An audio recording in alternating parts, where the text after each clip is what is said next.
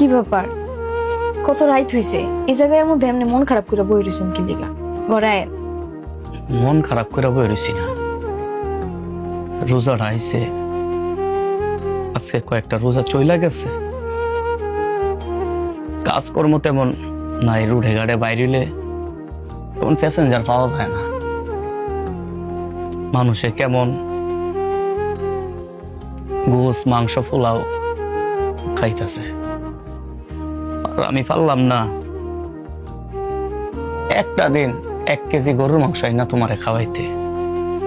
রোডে যাই, অটোর মালিকের টাকা জোগাইতে অনেক কষ্ট হয়ে যায়, তারপর আবার রোডে থাইকা রোজা রাইকা খুব কষ্ট হয়ে যায়।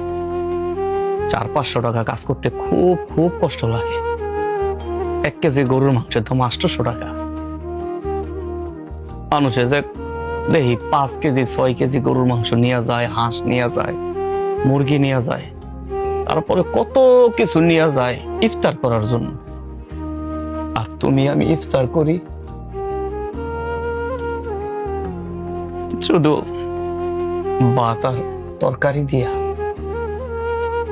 সেহরির সময় আমার খুব কষ্ট লাগে যে ডাইল আলুর ভর্তা ছাড়া তোমার আজ পর্যন্ত কিছুই খাওয়াইতে পারিনি। তুমি এগুলা কি ধরনের কথা কইতাছো? আল্লাহ রিজিকে যা রাখছে তাই খামু, যেমনে রাখছে এমনি চলমু, এর বেশি তো আর কোনো কিছু পারবো না। এটি নিয়ে যত আফসোস করবা তত কষ্ট লাগবে। আফসোস করো না, তোমার আমি না করি না। কই আমি তো কোনো একবারও তোমার কই নাই যে আমি এটা খামো, এটা করবো, এটা করবো, এটা করবো। আমি তোমার যা আছে তাতে অনেক বেশি সন্তুষ্ট। আর ডাইল আলুর ভর্তা কি? ডাইল আলুর ভর্তার মতো মজার খাও না এই পৃথিবীতে আর কোনো আছে কিনা আমি জানি না। আর রিজিকের মালিক হইলো আল্লাহ। রিজিকের মালিক কি তুমি? যে তোমার মন চাইতেছে তুমি পারতাছো না, আল্লাহ যেটা দিতাছে তুমি তো এটাই করবা না। আর গরুর মাংস কোরমা ফালাও খাইলেও দিন যাইবো, আর আলুর ভর্তা আর ডাইল খাইও দিন হয়ে যাইবো। এমন তো না যে দিন আমগো ফইরা রইছে। তুমি কি বউ সত্যি কইতাছো? আলুর ভর্তা ডাইল যে খাই, তোমারে খাওয়াইতেছি, ভালো মন্দ খাওয়াইতে পারি না, তাতে তুমি খুশি? মন থেকে কইতাছো? আমি মন থেকে কইতাছি, তাতে আমি খুশি। এই যে আপনার সুইয়া আমি কইতাছি, আপনি আমারে যাই না দেন আমি তাতেই সন্তুষ্ট। কারণ আমি তো জানি আপনি রাস্তাঘাটে কত কষ্ট করে টাকা কামাই করেন। আর কেউ জানুক আর না জানুক, আমি যদি আপনারে না বুঝি তাহলে আমি আপনার কেমন বউ হইলাম?